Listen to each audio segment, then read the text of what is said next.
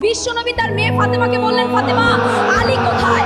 ফাতেমা বলল, আপনার জামাই আলী আমার সাথে ঝগড়া করে বাইরে গেছে। বিশ্বনবীর চেহারাটা আগুনের গোলার মতো লাল হয়ে গেল। বিশ্বনবী ডেকে বললেন, ফাতেমা তুমি বিশ্বনবীর মেয়ে হতে পারো, কিন্তু আলী তোমার স্বামী। আলী যদি তোমার উপর নাখোশ থাকে, জান্নাতের দরজা তোমার জন্য খুলবে না। কোথায় গেছে আলী? কোথায়? বললেন যে মসজিদে নববীতে গেছে। বিশ্বনবী যেয়ে দেখলেন বালির উপরে আলী শুয়ে আছে। বিশ্বনবী মজা করে ডাক দিলেন, ইয়া আবা তুরাব, মানে হে বালির বাবা আলী, ওঠো। আলী উঠে না, রাগ করে আছে।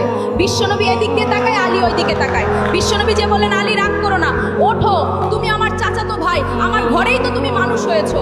ঘাপটি মেরে হাতটা ধরে টান দিলেন। এরপর আলী উঠতে বাধ্য হলেন, ঘরে নিয়ে আসলেন। নিয়ে এসে বিশ্বনবী খাটের মাঝখানে শুলেন, ডান দিকে শোয়ালেন আলীকে, বাম দিকে শোয়ালেন ফাতেমাকে।